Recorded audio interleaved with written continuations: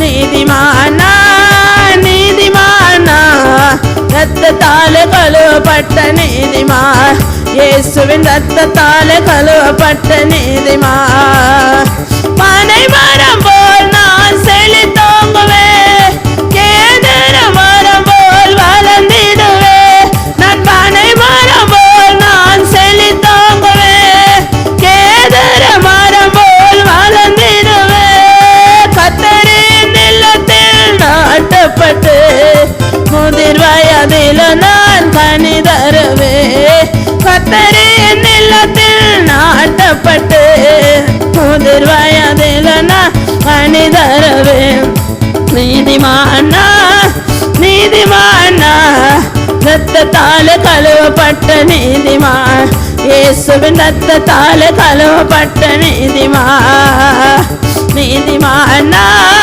நீதிமானா ரத்தத்தாலே கழுவப்பட்ட நீதிமா இயேசுவின் ரத்தத்தாலே கழுவப்பட்ட நீதிமா நீதிமானா நீதிமானா ரத்தத்தாலே கழுவப்பட்ட நீதிமா இயேசுவின் ரத்தத்தாலே கழுவப்பட்ட நீதிமா ஆண்டவனே என் கர்ப்பாரையா அவரிடம் அநீதியே இல்லையா ஆண்டவரே என் கர்ப்பாரையா அவரிடம் அநீதியே இல்லையா எந்தே முழக்கம் செய்திடுவே செழுமையும் பசுமையுமாய் வளர்ப்பேன் எந்தே முழக்கம் செய்திடுவே செழுமையும் பசுமையுமாய் வளர்ப்பேன் ஆண்டவரே என் கர்ப்பாரையா அவரிடம் அநீதியே இல்லையா ஆண்டவரே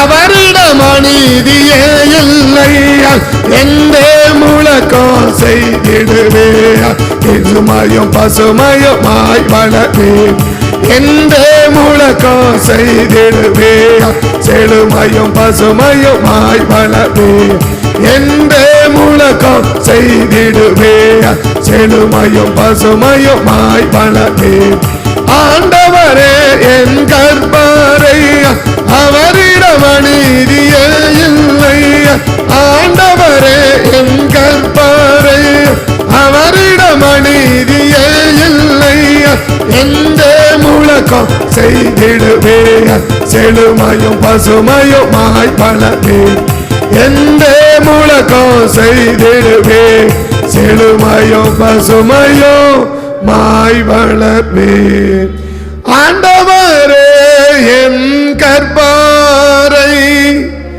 அவரிடம் அநீதியே இல்லை ஆண்டவரே என் அவரிடம் அநீதியே இல்லை என்றே முழக்கம் செய்திடுவேன் செழுமையும் பசுமையும் மாய் வளர்ப்பேன் என்றே முழக்கம் செய்திடுவேன் செழுமையும் பசுமையும் மாய் வளர்ப்பேன் என்றே முழக்கம் செய்திடுவேன் செழுமையும் பசுமையும் மாய் வளர்ப்பேன். இன்னைக்கு செழுமையும் பசுமையா இல்லை ஒரு செழிப்பான வாழ்வு வாழ என்ன செய்யணும்?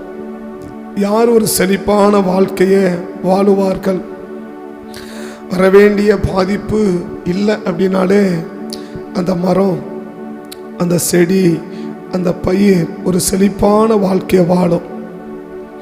அதுக்கு பாதிப்பு இல்லை, அது எந்த ஒரு பாதிப்பும் இல்லாமல் இருக்குது அப்படின்னாலே, இல்லை எந்த ஒரு பாதிப்பும் அதை தாக்காமல் இருக்குது அப்படின்னாலே அது ஒரு செழிப்பான வாழ்க்கையை அந்த மரம், அந்த செடி, அந்த பயிர் என்ன செய்யணும்னா வாழும். இன்றைக்கி செழிப்பாக வாழணும்னு விரும்புகிறோம். இன்றைக்கி செழிப்பு எல்லாரும் விரும்புகிற ஒன்று, செழிப்பு எல்லாரும் எதிர்பார்க்கிற ஒன்று. இந்த எதிர்பார்க்கிற செழிப்பு இன்றைக்கி வந்திருக்கா, நம்ம அடைஞ்சிருக்கிறோமா என்பது தான் நம்ம ஆராய்ந்து பார்க்க வேண்டிய ஒரு ஆழமான காரியம். நம்ம விரும்புகிற செழிப்பும் எதிர்பார்க்கிற செழிப்பும் இன்றைக்கி கிடைச்சிருக்கா இல்லை வந்திருக்கான்? ஆனால் ஆண்டவருடைய விருப்பம் என்ன? ஸோ செழிப்பாக வாழணும் என்பது தான் ஆண்டவருடைய விருப்பம். நம்ம சுகமாக இருக்கிறதுனால செழிப்பாக இருக்கணும், பசுமையான ஒரு வாழ்க்கையை நம்ம வாழணும், செழிப்பான ஒரு வாழ்க்கையை நம்ம வாழணும் என்பது தான் தேவனுடைய விருப்பம், தேவனுடைய எதிர்பார்ப்பு, தேவனுடைய ஆசை. அதுக்காக தான் அவர் பூமிக்கு வந்ததும், ரத்தம் சிந்தினதும், மரித்து அடக்கம் பண்ணப்பட்டு உயிரோடு கூட எழுந்து இன்றைக்கும் வாழ்ந்து கொண்டிருக்கிறதும் எதுக்கு அப்படின்னா, நம்ம செழிப்பாக வாழணும், நம்ம ஆஸ்வாதமாக வாழணும் என்பதற்கு தான் அவர் சொன்னார். இந்த வேதம் அப்படி தான் சொல்லுது, நம்ம ஐஸ்வர்யம் ஆகும்படி அவர் தரித்திரரானார் அப்படின்னு. அப்போ அவர் தரித்திரரானது எதுக்கு அப்படின்னா, நம்மளை ஐஸ்வர்யவான்கள் ஆக்கும்படி, நம்மளை ஆஸ்வதிக்கும்படி. அப்போ நம்மளோட செழிப்பான வாழ்வை தான் என்ன செய்யணும், வாழணும் என்பது கர்த்தருடைய விருப்பம். அதனால தான் நம்ம என்னாகமத்தில் கூட பிழையாம் பார்க்கும்போது பார்க்குறான், இஸ்ரவேலை ஆசீர்வதிப்பதே கர்த்தருக்கு பிரியம் என்று பிழையாம் கண்டுட்டு அது எப்படியெல்லாம் ஆசீர்வதிக்க விரும்புகிறார் என்பது தொடர்ந்து என்ன செய்கிறார், அந்த அதிகாரத்தில் அவர் எழுதுறதை பார்க்க முடியும். யார்? ஒரு மற்ற நபர், ஆண்டவர் ஜனங்களை சபிக்க வந்தவர், ஒரு ஜனங்களை சபிக்கப்பட வேண்டும் என்று விரும்புகிறவர், இவங்களை சாபத்தை போட்டுடணும், நம்ம எப்படியாவது ஆஸ்வதிக்கப்பட்டுடணும் அப்படின்னு நினச்சி வந்து அப்படி சபிக்கணும்னு நினச்சி வாயை திறக்கும் போது அவர் பார்க்குற ஒரு பார்வை என்ன பார்வை? இஸ்ரவேலை ஆசீர்வதிப்பதே கர்த்தருக்கு பிரியம் என்று பிழையாம் கண்டபோது அப்படி இருக்கு இல்லையா? இஸ்ரவேலை ஆசீர்வதிப்பதே இஸ்ரவேலை ஆசீர்வதிப்பதே கர்த்தருக்கு பிரியம் என்று பிழையாம் கண்டு. அப்போ பிழையாமுக்கு என்ன விருப்பம் அப்படின்னா, ஆண்டவர் என்ன விருப்பன்றதை பிழையாம் பார்க்குறாருன்னா, கர்த்தர் இஸ்ரவேல் என்ன செய்யணும், ஆசீர்வதிக்கணும். அந்த ஆசீர்வாதம் எப்படி இருக்குது அப்படின்னா 5:6 அப்படியே நீங்கள் தொடர்ந்து படிச்சிங்கன்னா, யாக்கோபே உன் கூடாரங்களும், இஸ்ரவேலே உன் வாசஸ்தலங்களும் எவ்வளவு அழகானவைகள், அவர் பரவி பாய்கிற ஆறுகளை போலவும், நதி ஓரத்தில் அந்த சொல்லுமே சொல்கிறார். ரெண்டாவது சொல்கிறார், பறவு அது என்ன செய்யும், அப்படி விரிவாயிட்டே இருக்கும், அது குறுகவே கூடாது. ரெண்டாவது சொல்கிறாரு, அது நதியோரம் நாட்டப்பட்ட தோட்டங்களைப் போலவும், கர்த்தர் மாட்டின சந்தன மரங்களைப் போலவும், தண்ணீர் அருகே உள்ள இந்த 3 காரியத்தையும் சொல்கிறாரு பாருங்க. 3 இந்த 4ஐயும் அந்த தண்ணி சம்மந்தப்பட்டதே சொல்கிறாரு பாருங்க. ஒன்று பரவி பாய்கிற ஆறுன்றார், ரெண்டாவது சொல்கிறாரு நதியோரம் நாட்டப்பட்ட தோட்டம்ன்றார், மூணாவது சொல்கிறாரு கர்த்தர் நாட்டின சந்தன மரம்ன்றார், நாலாவது சொல்கிறாரு தண்ணீர் அருகே வளருகிற கேதுரு மரம்ன்றார். இது 4மே என்ன அடையாளம் அப்படின்னு பார்த்தா, ஒரு அருமையான செழுமையான ஒரு அடையாளம், ஒரு செழுமையான அடையாளம். அப்போ தேவன் என்ன விரும்புகிறார் அப்படின்னு தான் பிழையாம் பார்க்குறார். கர்த்தருடைய விருப்பம் என்ன, ஆண்டவருடைய விருப்பம் என்ன, ஆண்டவருடைய நோக்கம் என்ன, ஆண்டவருடைய எதிர்பார்ப்பு என்ன, ஆண்டவருடைய வாஞ்சை என்ன, ஆண்டவர் என்னதான் விரும்புகிறாரு அப்படின்னு கேட்டால், தான் பிள்ளைகள் எப்படி இருக்கணும், இல்லை தன்னுடைய ஜனம் எப்படி இருக்கணும், தன்னுடைய ஆராதிக்கிறவள் எப்படி இருக்கணும், தன்னை பின்பற்றுறவள் எப்படி இருக்கணுன்றதை அழகாக சொல்கிறார். பரவி குறுகவே கூடாதுப்பா, ஆறு என்ன ஆகிட்டே இருக்கும், விரிஞ்சிட்டே இருக்கும், விரிஞ்சிட்டே இருக்கும், விரிவாயிட்டே இருக்கும் ஆறு. அதுதான் ஆறுனுடைய தன்மை. ரெண்டு சொல்கிறா நதியோரம், அந்த நதி ஆத்தோரம்னு சொல்லலை, நதியோரம் நாட்டம். நதி என்ன செய்யாது, ஒரு நாளும் வத்தாது, நதி ஒரு நாளும் வற்றாது. அந்த வற்றாத தண்ணீர் இருக்கிற இடத்துல ஒரு மரம் இருந்தால், ஒரு செடி இருந்தால் எப்படி இருக்கும், நல்ல பசுமையாக இருக்கும். சொல்கிற கர்த்தர் நாட்டின சந்தன மரம்ன்றார். நதியோரம் அந்த நீர்வாரமாக நடப்பட்டிருக்கிற தோட்டம் அப்படின்னு. எல்லாமே என்ன விரும்புது அப்படின்னா, ஒரு செழுமையாய் வாழணும். இன்றைக்கி செழிப்பு செழிப்பு செழிப்புன்னு எல்லாம் செழிப்பை பார்க்குறாங்க. இன்றைக்கி பிரசங்கமாக அப்படி தான் கேட்க விரும்புகிறாங்க. என்னது, ஆசீர்வாதமாக பேசணும், ஆசீர்வாதமாக பேசணும், ஆறுதலாக பேசணும். ஆறுதலாக பேசுகிறதுனால ஆசீர்வாதம் வந்துடாது, ஆசீர்வாதமாக பேசுகிறதுனால ஆசீர்வாதம் வந்துடாது. அந்த ஆசீர்வாதத்துக்கு என்ன வழி என்பதை இன்றைக்கி நான் சொல்ல விரும்புகிறேன். அந்த ஆசீர்வாதத்துக்கு, இந்த செழுமைக்கு என்ன வழி, இந்த செழுமைக்கு என்ன வழி, கர்த்தருடைய விருப்பம் அதுதான். எது, நம்ம செழிப்பாக வாழணும் என்பது தான் கர்த்தருடைய விருப்பம். ஆனால் அந்த கர்த்தருடைய விருப்பம் எப்போ நிறைவேறும், எப்போ நிறைவேறும் என்பது தான் நம்ம அறிஞ்சு கொள்ள வேண்டிய ஆழமான ஒரு காரியம். அப்போ இந்த செழுமையான விருப்பத்தை கர்த்தர் என்ன செய்ய விரும்புகிறார், நிறைவேற்ற விரும்புகிறார். அழகாக அதில் ஒரு வரி இருக்குது. என்ன வரி இருக்குது அப்படி, ஆண்டவனே என் கற்பாரை, அவரிடம் அநீதியே இல்லைன்னு. அப்போ இன்றைக்கி ஆண்டவரை பற்றி சரியான புரிந்து கொள்ளுதல் உள்ளவர்கள் தான் செழுமையாய் வாழ முடியும். ஆண்டவரை பற்றி சரியாய் புரிந்து கொள்ளாத ஒரு நபர்கள் ஒரு நாளும் செழுமையாக வாழ்வதற்கு வாய்ப்புகளே இல்லை என்பதை நாம் வேதத்தின் ஆதாரமாக புரிஞ்சுக்கணும். செழுமையாக வாழ்வது கர்த்தருடைய விருப்பம். நம்ம செழுமையாக தான் வாழணும், பசுமையாக தான் இருக்கணும். நம்ம பசுமை மாறவே கூடாது, நம்முடைய ஆசீர்வாதங்கள் மாறவே கூடாது, நம்ம மகிழ்ச்சி மாறவே கூடாது, நம்ம சந்தோஷம் மாறவே கூடாது என்பது ஆண்டவருடைய இருதயத்தில் உள்ள ஏக்கம். அழகாக பிள்ளையம் பார்க்குற, இப்படி தான் பிள்ளைகளை வைக்க விரும்புகிறாருப்பா அப்படின்னு விரும்புகிறார். கர்த்தருடைய இருதயத்தில் உள்ளதை, கர்த்தருடைய நோக்கத்தை பார்க்குறார். வாயத்திறந்தான் சாபம் வரமாட்டேக்குது, ஆசீர்வாதம் தான் வருது. வாயத்திறந்து சபிக்கிறான்னு போனால் ஆசீர்வாதம் தான் வருது. கிடைச்சா பார்க்குறேன், என்னையா விருப்பம், என்னையா பெண்ணு நடக்கு அப்படின்னு பார்த்தா புரிஞ்சுக்கிச்சவருக்கு இதுதான் கர்த்தர் என்ன செய்கிறாரு, விரும்புகிறார் என்று சொல்லி. அப்போ ஆண்டவரை பற்றி ஒரு சரியான புரிந்து கொள்ளுதல், ஆண்டவரை பற்றி சரியான புரிந்து கொள்ளுதல். என்ன புரிந்து கொள்ளுதல் இருக்கணும்? ஆண்டவர் ஏன் ஆசீர்வதிக்கலன்றதை குறித்து ஒரு சரியான புரிந்து கொள்ளுதல் நமக்கு இருக்குமானால் நிச்சயமாகவே நம்ம என்ன செய்ய முடியும், ஒரு பெரிய ஆசீர்வாதத்தை சுதந்திரிக்க முடியும். இதுக்கு அப்படியே லேவியராகமம் நீங்கள் 26ஆம் அதிகாரத்துக்கு வந்தீங்கன்னா ஆண்டவரை எனக்கு எப்படி புரிஞ்சிக்கணும், ஆண்டவரை எப்படி புரிஞ்சிக்கணுன்றத இந்த பாடல் வரைக்கு ஏற்ற ஒரு வசனத்தை நீங்கள் அங்கே பார்க்கலாம். 40வது வசனத்தையும் 41வது வசனத்தையும் பார்க்கலாம். லேவியராகமம் 26, 40, 41 நம்ம பார்த்தோம்னா ஆண்டவர் சொல்றார், அவர்கள் எனக்கு விரோதமாக துரோகம் பண்ணி தண்டப்பித்த தங்கள் அக்கிரமத்தையும் தங்கள் பிதாக்களின் அக்கிரமத்தையும் அறிக்கை இடுகிறதும் அன்றி அவர்கள் எனக்கு எதிர்த்து நடந்தபடியினால் ஏன் அவங்க ஆசீர்வதிக்கலன்றத அவங்க புரிஞ்சுக்கணும். நானும் அவர்களுக்கு எதிர்த்து நடந்தேன் என்பதை அவங்களோட சத்துருக்களின் தேசத்தில் அவங்களை கொண்டு போய் விட்டதையும் அறிக்கையிட்டு விருத்த சேதனமில்லாத தங்கள் இருதயத்தை தாழ்த்தி, இப்போ என்ன கிடைச்சிருக்கு, அவங்களுக்கு ஒரு பனிஷ்மெண்ட் கிடைச்சிருக்குது, ஒரு பாதிப்பு கிடைச்சிருக்குது, ஒரு தண்டனை கிடைச்சிருக்குது. இந்த தண்டனை ஏன் ஆண்டவர் எனக்கு தண்டனை, இந்த தண்டனையை நீட்கங்கப்பா அப்படின்னு ஜெபிக்கிறதை விட இந்த தண்டனைக்கு என்ன காரணம்னு ஜெபிக்கிறது தான் சரியான ஜெபம். இன்னைக்கு என்ன ஜெபிக்கணும்? அவங்க இன்னைக்கு நம்ம ஜெபிக்கிறோம், ஒரு பிரச்சனை வந்த உடனே பிரச்சனையை மாற்றுங்கன்னு ஜெபிக்கிறோம், ஒரு பலவீனம் வந்த உடனே பலவீனத்தை மாற்றுங்கன்னு ஜெபிக்கிறோம். தவறல்ல. ஆனால் எதுக்கு பிறகு அப்படி ஜெபிக்கணும் அப்படின்றத நம்ம சரியாக புரிஞ்சுக்கணும். எப்படி புரிஞ்சுக்கணும்? அவர் சொல்கிறார், நான் எதிர்த்து நடந்தது மட்டுமல்ல, அவரோட சத்துரு தேசத்தில் கொண்டு போய் விட்டது மட்டுமல்ல, அவங்களுக்கு கிடைச்ச தண்டனை. அப்போ ஏதோ ஒரு தண்டனை பண்ணியிருக்கு, அவங்களுக்கு கிடைக்குது, ஏதோ ஒரு பாதிப்பு அவங்களுக்கு வருது. அந்த பாதிப்பு வரும்போது அவங்க என்ன யோசிக்கணும்? இந்த பாதிப்பு நீங்கட்டும், எனக்கு தான் அப்படி பிரச்சனை வந்துனே இருக்குது, எங்களுக்கு தான் அந்த போராட்டமே இருக்குது, எங்களுக்கு தான் அப்படி நஷ்டம் வருது, எங்களுக்கு தான் அப்படி கஷ்டம் வருது, இது யாருக்கும் அந்த கஷ்டம் இல்லை, எல்லாம் நல்லா இருக்கிறாங்க, நாங்கள் தான் அப்படி இருக்கிறோம் அப்படின்னு சொல்லி அப்படி நினைச்சு நம்ம எதிர்க்கிறத விட அப்படி நினைக்கிற நினைவு சரியான நினைவுகள் அல்ல.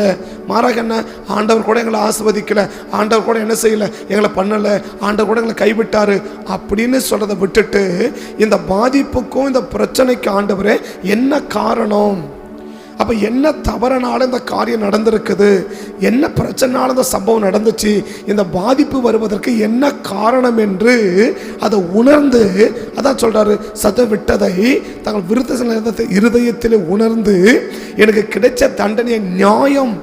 அப்போ தேவன் என்னவா இல்லை, தேவன் அநீதி செய்ய மாட்டாரு, தேவன் நீதியை தான் செய்வார்.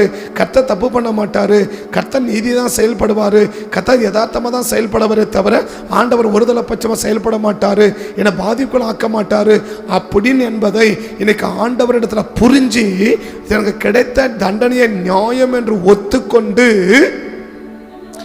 ஒத்துக்கொண்டால் எப்போ நான் யாக்கோபோடும் ஆபிரகாமும் ஈசாவோட பண்ண உடன்படிக்கை அவனுக்கு என்ன செய்வேன், அவங்க தேசத்தில் கொண்டு வந்து இந்த பாலும் தேனும் ஓடுற தேசத்தில் அவங்களை வச்சு ஆஸ்வதிப்பேன்னு சொல்கிறார். அப்போ எப்போ தான் நான் செய்வேன்? நீ எப்போ செழுமையாக வாழ முடியும், எப்போ பாதிப்பெல்லாம் வாழ முடியும்? தான் செய்கிற தவறுகள் நிமித்தம் ஏதோ ஒரு தவறு இருக்குது, ஏதோ ஒரு பிரச்சனை கிட்ட இருக்குது, அதனால தான் கர்த்தர் அந்த காரியத்தை செய்கிறார் என்று சொல்லி தனக்கு கிடைத்த தண்டனையை நியாயம் என்று ஒத்துக்கொள்ளணும். அப்போ நம்ம கிடைக்கிற தண்டனையை நியாயம் நம்ம ஒத்துக்கலைன்னா ஆண்டவரை நம்ம குற்றம் சாட்டுறோம். ஆண்டவர் சரியில்லை, நான் கரெக்டாக தான் பண்ணுறேன், நான் சரியாக தான் இருக்கிறேன், ஆண்டவர் தான் சரியில்லாமல் பண்ணுறாரு. இந்த ஆண்டவர் தான் சரியில்லாமல் பண்ணுறார் என்ற ஒரு மனுஷன் எந்த காலத்திலுமே என்ன செய்ய முடியாதுன்னா செழுமையாய் வாழ்வதற்கு வாய்ப்பே இருக்காது. இப்போ அவங்க சொல்கிறாரு, அவங்க கிடைச்ச தனியை நியாயமான ஒத்துக்கிட்ட பிறகு தான் நான் என்ன செய்வேன், யாக்கோப்புக்கு நான் இட்ட ஆணையை ஈசாக்கு போன என் உடன்படிக்கையும் ஆபிரகாம் படிக்க உடன்படிக்கையும் நினைப்பேன்றார். நான் ஆபிரகாம் உடன் என்ன உடன்படிக்கை பண்ணேன், உன் சந்ததியார் பாலும் தேனும் ஓடுற தேசத்தில் கொண்டு போய் நான் விடுவேன்.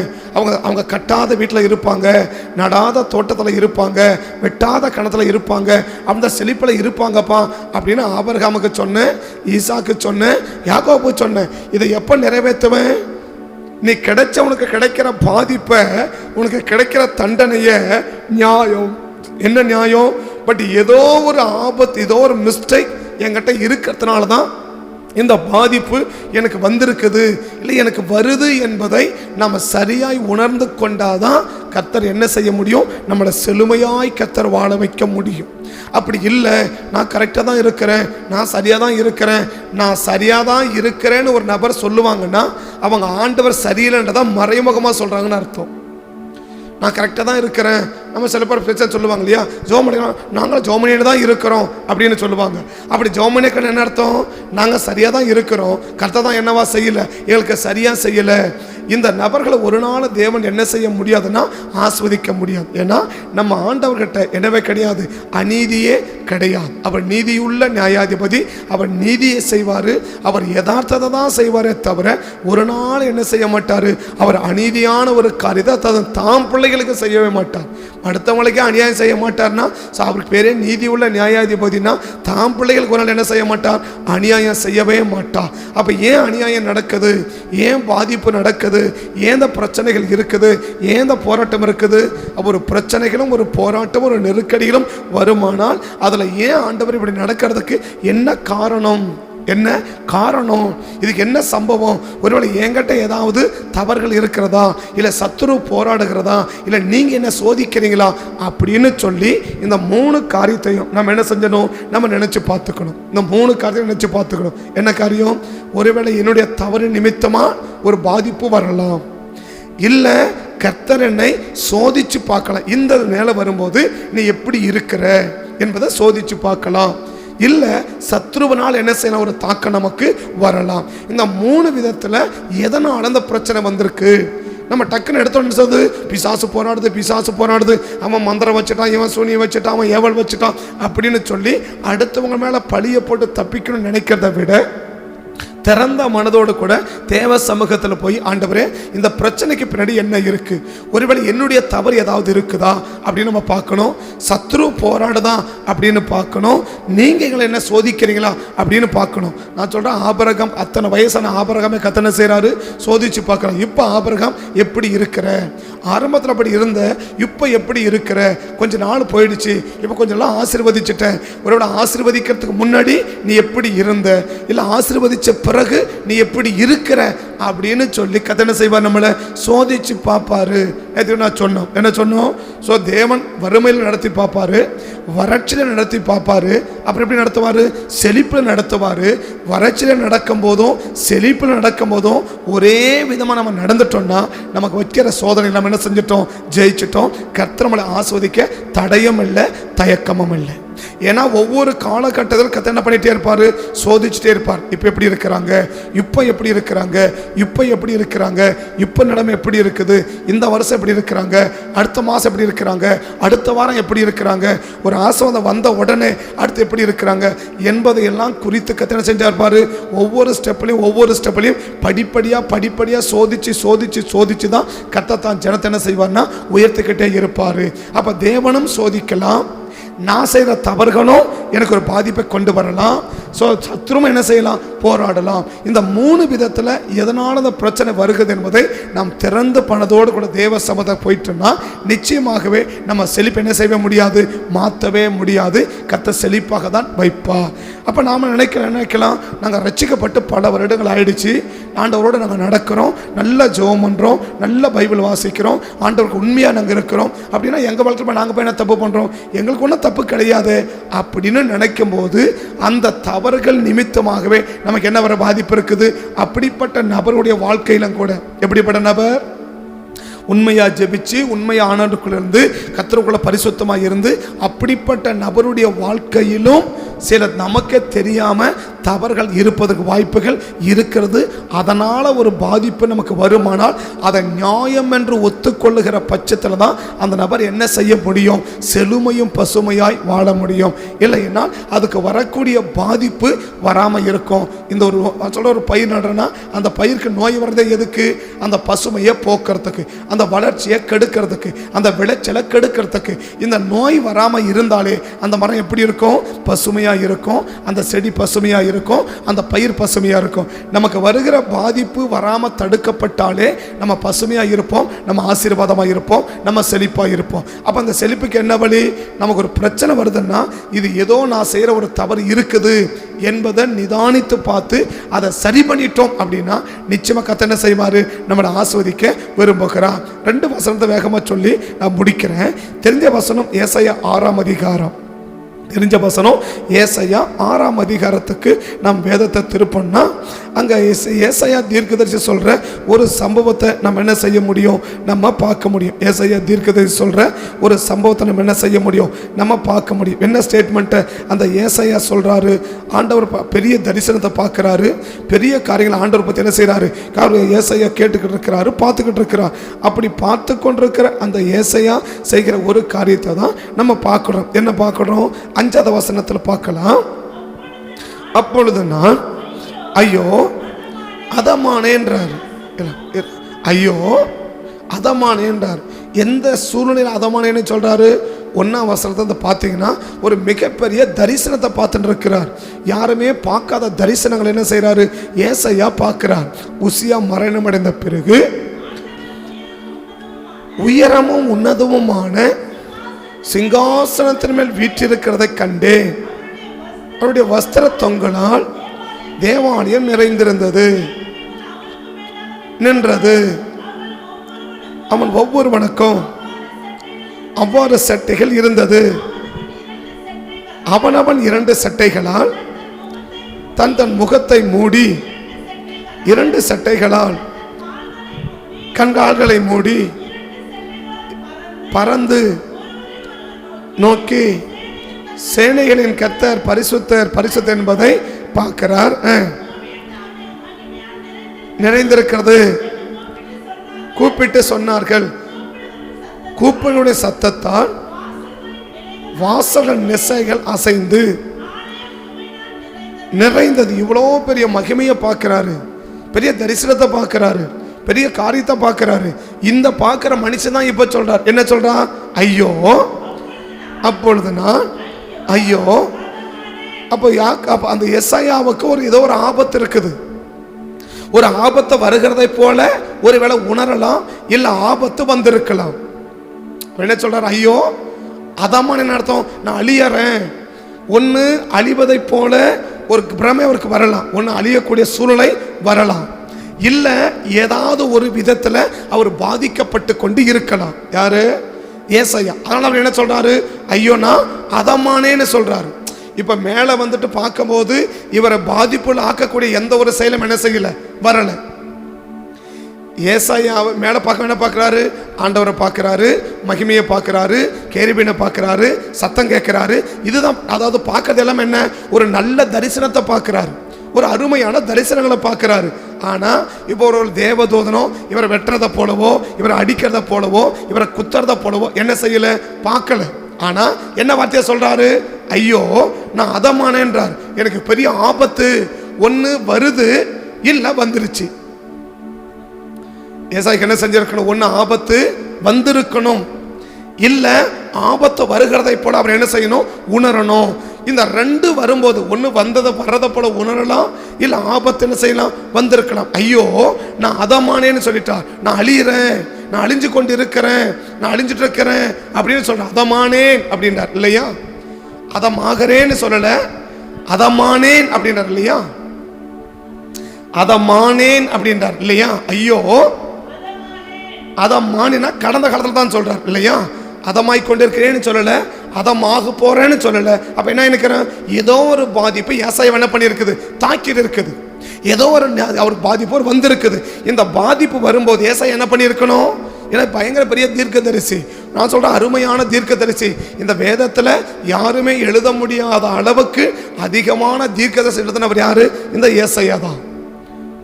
யாருமே எழுத முடியாத அளவுக்கு 66 அதிகாரத்தை எழுதுனது யாரு, இந்த ஏசாயா. இவ்வளோ பெரிய தரிசனத்தை எழுதுறாரு, இவ்வளோ பெரிய ஆண்டவர் கூட இருக்கிறாரு, ஆண்டோட நெருங்கி பழகிறவர், ஆண்டோடைய நெருக்கத்தில் இருக்கிறவர். இவ்வளோ பெரிய ஒரு மனுஷன் என்ன இருக்கிறாரு, பாதிக்கப்பட்டு கொண்டு இருக்கிறார். இப்போ இவர் பாதிக்கப்பட்டு கொண்டிருக்கும் என்ன உண்டாகும், இவர் ஜெபிச்ச அடுத்த செகண்ட் என்ன கிடைக்கும், பதில் கிடைக்கும் இல்லையா. ஏசாயா ஜெபிச்சா அடுத்த செகண்ட் என்ன கிடைக்கும், பதில் கிடைக்கும். எசேக்கியா ராஜாவுக்கு பிரச்சனை, எசேக்கியா ராஜாவை ஜெபம் பண்ணது மட்டுமல்ல, என்ன சொல்றாரு, அந்த நிருபத்தை கொண்டு போய் யார் கிட்ட கொடுங்க, ஏசாயா கிட்ட கொடுங்கப்பா, அவர் என்ன செய்யட்டும், ஜெபம் பண்ணட்டும் அப்படின்னு சொல்லி 18ஆம் அதிகாரத்திலும் 19ஆம் அதிகாரத்திலும் 2 ராஜாக்கள் என்ன செய்ய முடியும், நம்ம பார்க்க முடியும் இல்லையா. எசேக்கியா ராஜாவுக்கு பிரச்சனை அப்படின்னு சொன்னாலே யார் கிட்ட போறாரு, ஏசாயா கிட்ட தான் போறார். எதுக்கு போறாரு, இந்த ஏசாயா என்ன செய்ய சொல்லு, ஆண்டவர்கிட்ட விண்ணப்பம் பண்ண சொல்லு, ஆண்டவர்கிட்ட ஜெபம் பண்ண சொல்லு, ஆண்டவர் எங்களுக்காக ஜெபம் பண்ண சொல்லுப்பா அப்படின்னு சொல்லி எசேக்கியா ராஜா யார் அனுப்புறாரு, ஏசாயா கிட்ட அனுப்புறார். 18ஆம் அதிகாரமா 2 ராஜாக்கள் 18 பாருங்க. 2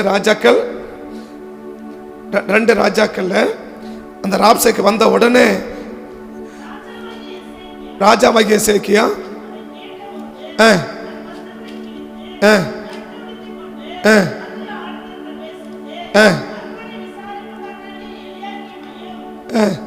அது இல்லை,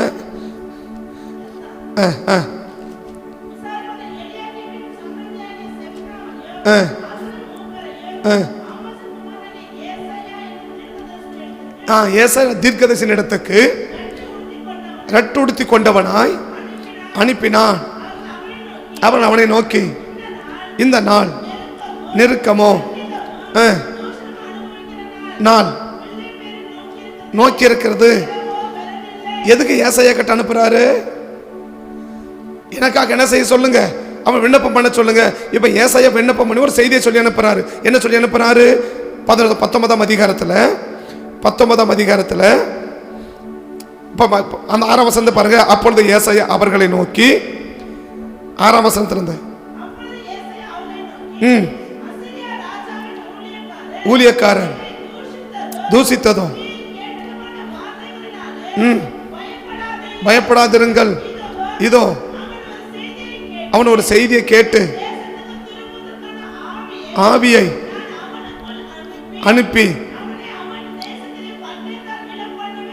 என்று கர்த்தர் உரைக்கிறார் என்று உங்களை ஆண்டோட போய் என்ன செய்யுங்க, போய் சொல்லுங்க அப்படின்னு சொல்லி இப்ப யார் சொல்லி அனுப்புறார், ஏசாயா சொல்லி அனுப்புறார். அப்ப ஏசாயா யாரு, அடுத்து தனக்கு ஒரு பிரச்சனை அப்படின்னு சொன்னா கூட அவர் ஜெபமான ஜெபத்தை என்ன செய்வார், உடனே கேட்பார். யார் கேட்பா, தேவன் கேட்பார் இல்லையா. ராப்சேக்கு வந்து பிரச்சனை பயங்கர சத்தம் போடுறான். இந்த செய்தி யார் அனுப்புறாரு, எசேக்கியா ராஜா. ஏசாயா கிட்ட போய் சொல்லுங்கப்பா அப்படின்னு வந்த உடனே அவங்க வந்து நின்றார்கள் இல்லையா, அவங்க வந்து சொன்னார்கள். 5ஆம் வசனம், இவ்விதமா எசேக்கியா ராஜாவின் ஊழியக்காரர் ஏசாயாவிடத்தில் வந்து சொன்னார்கள்.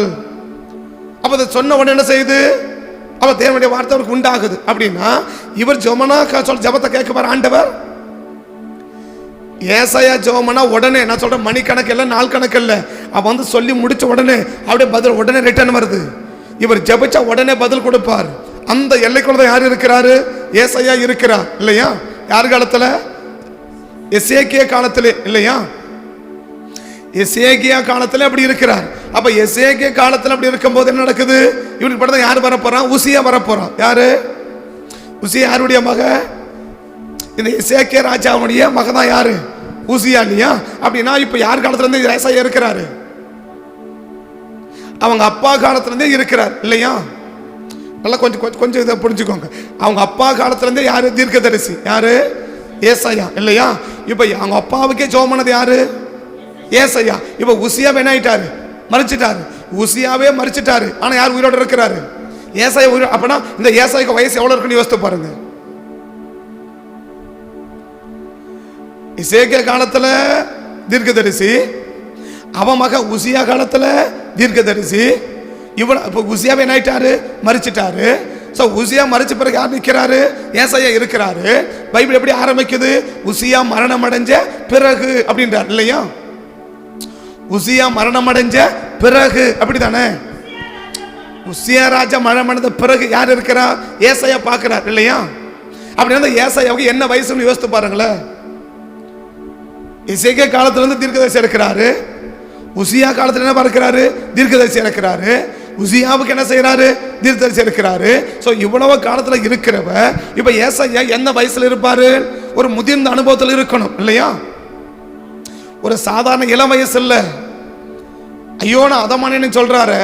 ஒரு சராசரி 10 வயசோ ஒரு 15 வயசோ ஒரு 20 வயசு 25 வயசோ அல்ல. என்ன வயசு இருக்கணும்? ஒரு முதிர்ந்த வயசு இருக்கணும் இல்லையா? ஒரு முதிர்ந்த வயசு இருக்கணும். கொஞ்சம் 2 நாளாகமம் திருப்புங்க. 2 நாளாகமம் கொஞ்சம் திருப்புங்க. 2 நாளாகமம் திருப்புங்க கொஞ்சம். 2 நாளாகமம் இந்த உசியா ராஜா கொஞ்சம் கொஞ்சம் கொஞ்சம் திருப்புங்க. 26 25 26 26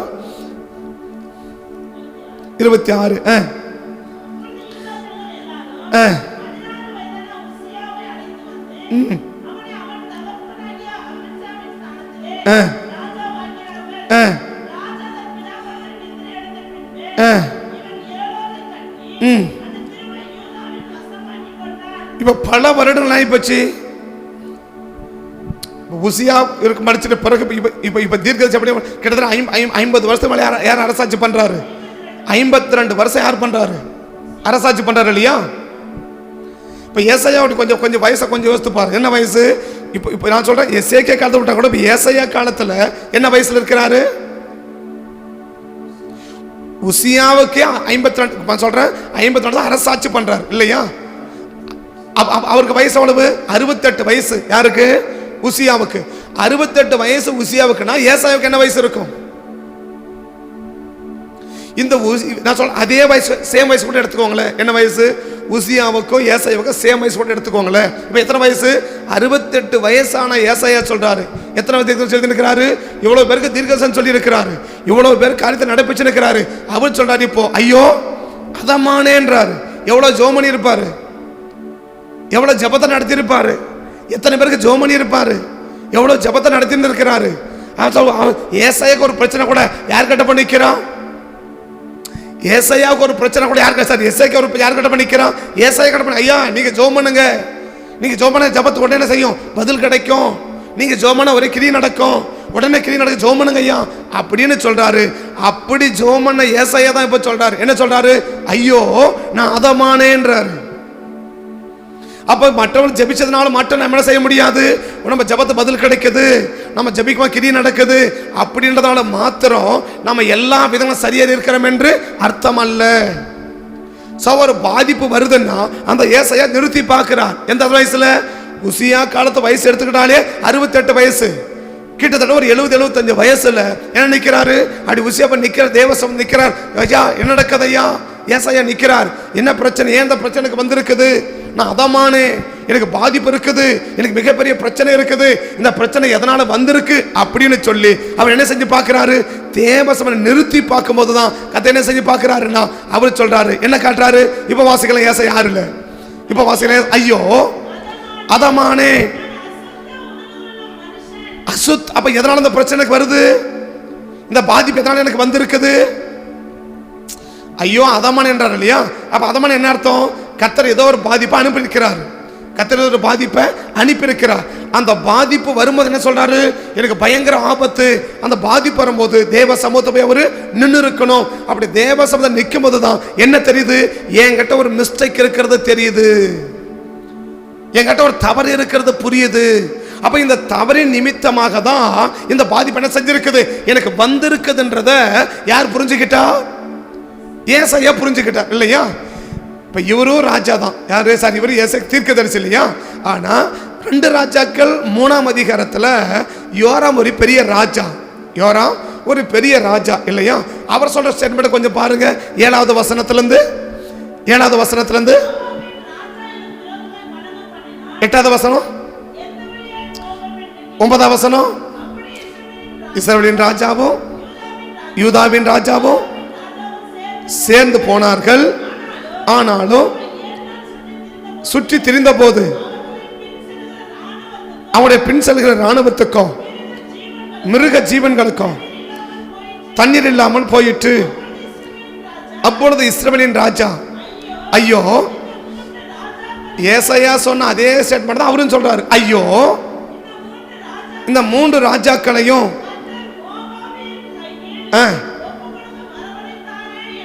யார் வரவழைச்சதா? இதே பாதிப்பு தான் யாருக்கு இருந்துச்சு?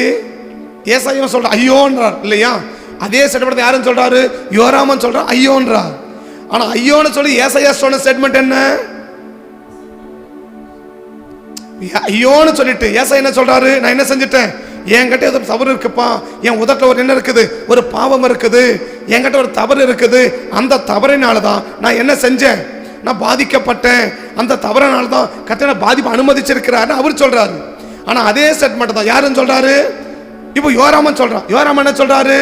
ஐயோ, இந்த 3 ராஜாக்களையும் கர்த்தர் மோவாபியரின் கையில ஒப்பு கொடுக்க கொண்டு வந்தாரே அப்படின்னு சொல்ற. இப்ப இவன் யார் மேல சொல்றா?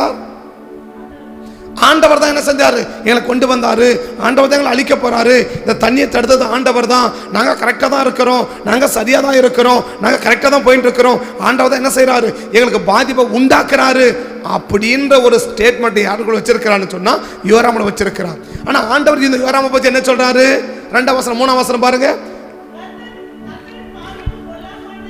கர்த்தரின் பார்வைக்கு அப்ப தண்ணி இல்லாம இருக்கு. ஏன் தண்ணி இல்லாம இருக்குது?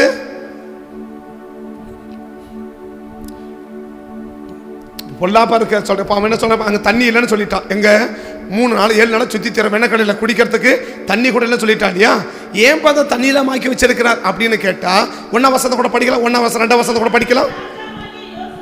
யோசபாத்தி 18ஆம் வருஷத்தில் யோராம் ராஜாவாகி 12 வருஷம் ராஜபாரம் பண்ணி கர்த்தரின் பார்வைக்கு இவர் எத்தனை வருஷம் ராஜாவா இருக்கிறார்? இப்போ 12 வருஷம் ராஜாவா இருக்கிறார் இல்லையா? 12 வருஷம் ராஜாவா இருக்கிறாரு. ஏசாயாவுக்கு என்ன வயசு இருக்கணும்? கிட்டத்தட்ட 68 வயசுமா தீர்க்கதரிசனம் சொல்லி இருக்கிறாரு. உசியா காலத்துக்கு பிறகு, உசியா காலத்துல 68 வருஷம் என்ன பண்ணிருக்கிறாரு? தீர்க்கதரிசனம் சொல்லி இருக்கிறாரு.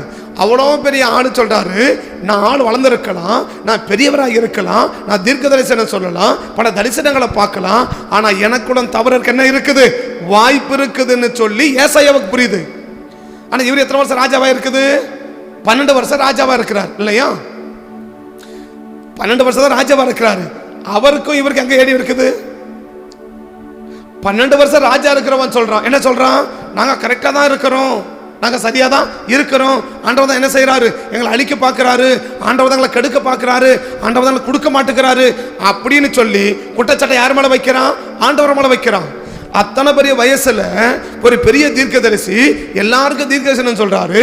அவர் ஜெபம் அடுத்த செகண்ட் பதில் வருது.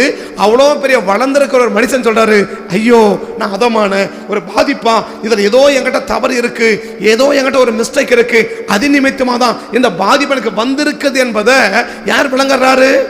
ஏசாயா விளங்குறார். ஆனா யாரால விளங்கிக்க முடியல? யோராமால விளங்கிக்க முடியல. நான் சொல்ல, ஒரு வளர்ந்த முதிர்ந்தவர்களுக்குள்ளாகவே ஒரு தவறு இருக்குமானால் வளர்ந்து கொண்டிருக்கிறவர்கள் எவ்வளவு தவறு இருக்க வாய்ப்பு இருக்கு. உசியா வளர்ந்தவர் இல்லையா? சரி, ஏசாயா வளர்ந்தவர், யோராம் வளர்ந்து கொண்டிருக்கிறவன். அவன் இப்ப எத்தனை வயசு? 12 வயசுல 12 வருஷம் ராஜபாரம் பண்ணியிருக்கான். பட் வயசு இருக்கு இல்லையா? 12 வருஷமா ராஜபாரம் பண்ணியிருக்கிறான். பட் யூசியா சாரி ஏசாயா 68 வருஷமா தீர்க்கதரிசனம் சொல்லி இருக்கிறாரு. 68 வருஷமா தீர்க்கதரிசனம் அவ்வளவு பெரிய வளர்ந்தவர் சொல்றாரு, இவர் பாதிப்பா என்கிட்ட என்ன இருக்கு, ஏதோ ஒரு சம் மிஸ்டேக் இருக்க வாய்ப்பு இருக்கு, ஏதோ ஒரு தவறு என்கிட்ட இருக்க வாய்ப்பு இருக்கு, இந்த பாதிப்பு வர்றதுக்கு ஏதோ தவறு இருக்குது, ஏன் நான் அழிஞ்சுக்கிட்டு இருக்கிறேன், ஏன் அதமானேன்றாரு, நான் அழிஞ்சுக்கிட்டு இருக்கிறேன், நான் பாதிக்கப்பட்டு கொண்டிருக்கிறேன், ஏன் இந்த பாதிப்பு எனக்கு வந்திருக்குது அப்படின்னு சொல்லி தேமசம் நிறுத்தி பார்க்கிறாரு. ஓ, என்கிட்ட என்ன இருக்கு, சம் மிஸ்டேக் இருக்கு, ஏதோ ஒரு ப்ராப்ளம் இருக்குது, ஏதோ ஒரு என்கிட்ட தப்பு இருக்குது அப்படின்றத அவர் உணர்றாரு. ஆனா வளர்ந்து கொண்டிருக்கிற யோராம் 12 வருஷம் தான் ராஜபாரம் பண்ணிட்டு இருக்கிறான். இந்த 12 வருஷமா ராஜபாரம் பண்ணி கொண்டிருக்கிற யோராம் சொல்றான், ஐயோ, எங்களை ஆண்டவர் என்ன செஞ்சாரு, எங்களை அழிக்க கொண்டு வந்தாரு. கர்த்தருடைய பார்வையில் இவன் என்னவா இருக்கிறான்? முதல் வருஷம் திரும்ப வாசிங்க. வருஷத்தில் யோராம் ராஜாவாகி 12 வருஷம் ராஜபாரம் பண்ணி, இந்த 12 வருஷம் என்னதான் பண்ணி இருக்கிறான்? ராஜ்யபாரம் பண்ணி கர்த்தரின் பார்வைக்கு எத்தனை வருஷமா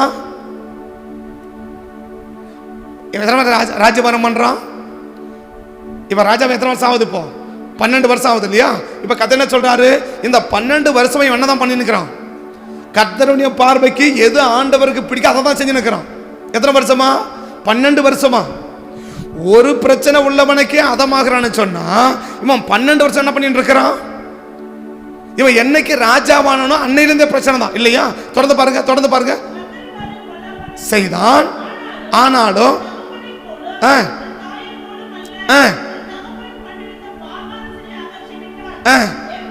என்றாலும் இஸ்ரவேலின் பாவம் செய்ய பண்ணின நேபாத்தின் குமாரனாகிய யெரொபெயாமின் பாவத்தை விட்டு என்ன செய்யல? அவன் வீங்காமல் அவன் என்ன பண்ண சிக்கிக்கணும் இருக்கிறான். ஆக மொத்தம் 12 வருஷமா இவன் எப்படிதான் இருக்கிறான்? அவனுடைய பார்வை என்ன பார்வை? ஓ, எங்க அப்பா செஞ்ச சிலை என்ன பண்ணிட்டேன், அகற்றிட்டேன், முடிஞ்சு போச்சு. அப்ப என்கிட்ட என்ன இல்ல? கண்ணுக்கு தெரிஞ்சதை ஒண்ணு அகற்றிட்டான். ஆனா மீதி 2 கத்தங்க ஆண்டவர் சொல்றாரு. ஒன்னு என்ன? தன் தகப்பனாகிய ஆகாப் செய்த சிலையை அகற்றி விட்டான். ஆனாலும் யெரொபெயாமின் பாவத்தை விட்டு என்ன செய்யல? அவன் நீங்கல இல்லையா? அதுல சிக்கிட்டு இருக்கிறான், அதை அவன் செஞ்சுட்டு இருக்கிறான். யெரொபெயாமின் பாவத்தை அவன் செஞ்சுக்கிட்டு இருக்கிறான். அப்படின்னு இவனுடைய பார்வை என்ன? ஏதோ ஒண்ணு விலகிடுச்சுனாக்க நம்ம சரியாயிட்டோம். ஏதோ ஒரு தப்பு, ஏதோ ஒரு பெரிய பாவம் நம்மளை விட்டு விலகிடுச்சு, இல்ல நம்ம விட்டுட்டோம் அப்படின்னு சொன்னா நம்ம என்ன ஆயிட்டோம்? சரியாயிட்டோம். ஆனா ஆண்டவர் சொல்றாரு, இந்த 12 வருஷமா நீ என்னதான் பண்ணிட்டு இருக்கிற? எனக்கு பிடிக்காததான் செஞ்சு நிக்கிற. 12 வருஷமா பிடிக்காத செஞ்சு நிக்கிறவன் சொல்றான், ஐயோ கர்த்தர் என்ன செய்யறாரு? எங்களை அழிக்க கொண்டு வராரு. ஆனா 68 வருஷமா தீர்க்கதரிசனம் சொன்ன ஏசாயா சொல்றாரு, ஐயோ நான் அதமானே, என்கிட்ட தப்பு இருக்கு. அப்ப யார தேவன் செழிப்பா வாழ வைக்க விரும்புறா? யார தேவன் பாதுகாப்போடு கத்த வாழ வைக்க விரும்புறா? யார தேவன் அவனுக்கு வர்ற பாதிப்பு வராத படிக்க தடை பண்ண கத்த விரும்புறார்? இன்னைக்கு உங்க வாழ்க்கையில் தேவன் அனுமதிக்கிற பாதிப்பு இல்ல மற்ற பாதிப்பு நமக்கு வராம இருக்குன்னு சொன்னா நம்ம செய்ய வேண்டியது என்ன? இன்னைக்கு செழுமையும் பசுமையா நம்ம இருக்கணும்னா இன்னைக்கு தேவ சமூகத்தை எதிர்பார்க்க வேண்டியது என்ன? நம்ம நிதானிச்சு பார்த்துடணும்.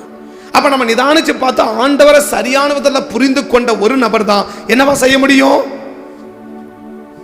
செழுமையும் பசுமையா வாழ முடியும். இப்ப ஆண்டவரை சரியா புரியணும்னு வச்சுக்கோங்க. இப்ப ஐயோ அதமானேன்னு சொன்னாரு, உடனே ஆண்டவர் என்ன பண்ணாரு? இப்ப ஏசாயா வாசிங்க முடிக்கிறேன். அப்பொழுது நான் ஐயோ அதமானே, அசுத்த உதடுகளோட மனுஷன், அசுத்த உதட ஜனங்களின் நடுவில் வாசமாய் இருக்கிறேன். சேனைகளின் கர்த்தராகிய ராஜாவை என் கண்கள் கண்டது என்றான். அப்பொழுது சேராபீன்களில் ஒருவர் பலிபீடத்திலிருந்து தன் கையிலே பிடித்த குரட்டான் ஒரு நெருப்பத்தலையில் கொண்டு வந்து பறந்து வந்து என் வாயை தொட்டு, இதோ தொட்டதினால் உன் அக்கிரமம் நீங்கி உன் பாவம் நிவர்த்தியானது என்றார். இப்ப எது இல்லப்போ? ஐயோ இந்த அதாமன் இப்ப அவன் என்னவா ஆகல? இப்போ இந்த பாவம் நிவர்த்தி செஞ்சிட்ட உடனே அவன் என்னவா ஆகல? இப்ப அதம் ஆகல. முதல்ல என்ன சொல்றாரு? 5 வசனம் என்ன சொல்றாரு? ஐயோ அதமானேன்னு சொல்றாரு இல்லையா? ஏன் அதமான? பாவம் எனக்குள்ள தேவன் இருக்குது, உன் பாவம் நீங்கி சுத்தமாயிட்டாரா? உன் பாவம் நீங்க என்ன செய்தாரு? உன் அக்கிரமம் நீங்க என்ன ஆயிட்ட? உன் பாவம் நிவர்த்தி அடிச்சுட்டாரா? உன் பாவத்தை சரி பண்ணிட்டாரா? உன் பாவத்தை நீக்கிட்டாரா? இப்ப பாவம் நீக்கிட்ட ஒரு மனுஷன் எப்படி இருக்கிறான்? அடுத்த வசனம் எப்படி ஆரம்பிக்கிறாரு? பின்பு இப்ப யாருக்கு காரிய போவார் என்று கேட்டேன். அதற்கு நான் இதோ அடியன் இருக்கிறேன், என்னை அனுப்பும் என்று சொன்னார். இப்ப என்ன இல்ல இப்போ ஏசாயாவுக்கு அந்த அதமாகிற நிலை, அவர் அழிந்து கொண்டிருக்கிற நிலை அவருக்கு இல்ல. கதை என்ன ஆக்கிட்டாரு? அந்த நிலையை கர்த்தர் மாத்திட்டார் இல்லையா? ஆனா யோராமுடைய வாழ்க்கை என்ன செய்யல? அந்த யோசபாத்தை பார்த்து ஒரு சின்ன அன்னைக்கு தண்ணி கிடக்க பண்ணாரே தவிர, ஆனா பின்னாடி வாழ்க்கை என்ன செய்ய முடியல? ஒரு பெரிய ஆசோதவனை மாத்த முடியல. ஏன் மாத்த முடியல? அவன் ஆண்டவரை பற்றி என்ன புரிஞ்சல? சரியான புரிந்து கொள்ளுதல் அவனுக்கு இல்லை. இன்னைக்கு நம்ம என்ன புரிஞ்சுக்கணும்? நம்முடைய வாழ்க்கையில் ஒரு பாதிப்பு வருது அப்படின்னா, ஒரு பிரச்சனை வருதுன்னா, ஆண்டவரை சரியான விதத்தில் புரிந்து கொள்ளுகிற ஒரு நபர் தான் எப்படி வாழ முடியும்? செழுமையும் பசுமையுமாய் வாழ முடியும். அன்னைக்கு யோசபாத் மட்டும் இல்லைன்னு வச்சுக்கோங்களேன், யோராமுடைய வாழ்க்கை அன்னியோட முடிஞ்சு போயிட்டு இருக்கும். 2 ராஜாக்கள் 3ஆம் அதிகாரத்தோட இப்ப ஏசாயா பார்த்து அந்த எலிசா என்ன சொல்றாரு பாருங்க. அந்த ஒரு வசனம் மட்டும் வாசிக்க முடிச்சிடுறேன். அதற்கு எலிசா 2 ராஜாக்கள் 3ஆம் அதிகாரத்துல முகத்தை பாராதிருந்திருப்பேன், ஆனால் உம்மை நோக்கவும் மாட்டேன், உன்னை பார்க்கவும் மாட்டேன். அந்த 10ஆம் வசனத்தை கொஞ்சம் படிக்கலாமா? 10ஆம் வசனம் கூட படிக்கலாமா?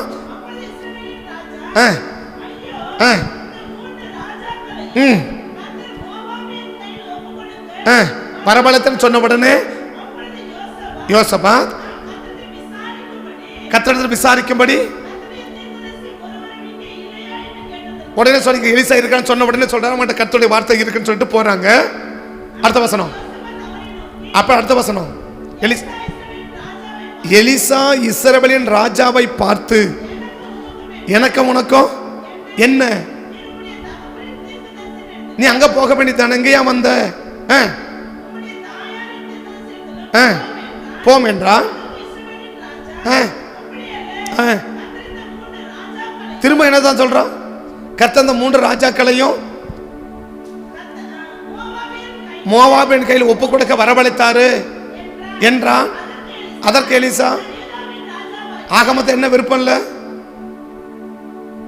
ஒரு முறைக்கு 2 முறை சொல்றான். என்னதான் சொல்றான்? கர்த்தர் தான் எங்களை கொண்டு வந்தாரு, கர்த்தர் தான் எங்களை அழிக்கிறாரு, கர்த்தர் தான் எங்களை பாதிப்புல ஆக்குறாரு. இந்த 3 ராஜாக்களையும் மோவாபின் கையில் கர்த்தர் என்ன செஞ்சாரு? கொண்டு வந்தாரு. கர்த்தர் தான் கொண்டு வந்தாரு, கர்த்தர் தான் கொண்டு வந்தாரு. ஆனா இவன் பண்றது, இவன் 12 வருஷம் தான் பண்ணிட்டு இருக்கிறான். 12 வருஷமா கர்த்தருக்கு எது பிடிக்காததான் செஞ்சு உட்காந்துக்கிறான். ஆனா 12 வருஷமா கர்த்தருக்கு பிடிக்காததை செஞ்சாலும் இவனுக்கு என்ன பிரச்சனை வந்த உடனே கர்த்தர் சொன்ன பிரச்சனை இல்லாம இவனை கொண்டு போயிடணும்.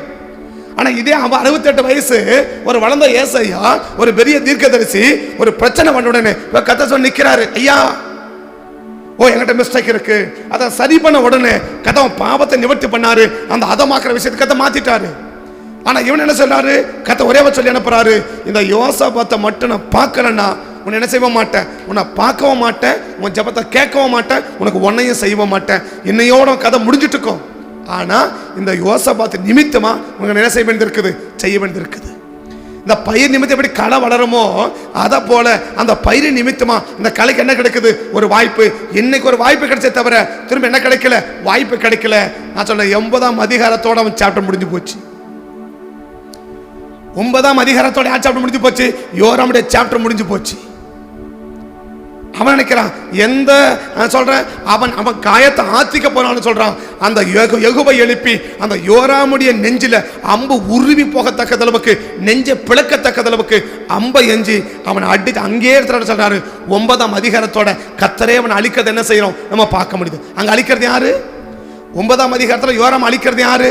கர்த்தருடைய கர்த்தர் என்ன சொல்றாரு பாருங்க. கொஞ்சம் இருப்பங்க 2 ராஜாக்கள் 9ஆம் அதிகாரத்தில் இருப்பங்க. 2 ராஜாக்கள் 9ஆம் அதிகாரத்தை வந்தீங்கன்னா, யெகூ ராஜாவான உடனே அவன் செய்யற முதல் காரியம் பாருங்க. அவன் ராஜாவான ஃபர்ஸ்ட் ராஜாவாயிட்டாரு. இந்த ராஜாவான உடனே அவர் செய்யற முதல் காரியத்தை கொஞ்சம் பார்த்தீங்கன்னா நமக்கு அழகா புரிஞ்சு போயிடும். 9ஆம் அதிகாரத்துல 16ஆம் வசனத்தை பாருங்க. 16ஆம் வசனத்தை பாருங்க. யெகூ ஏறி போனான். யோராம் இங்க வியாதியா கிடந்தான். அடுத்த வசனமா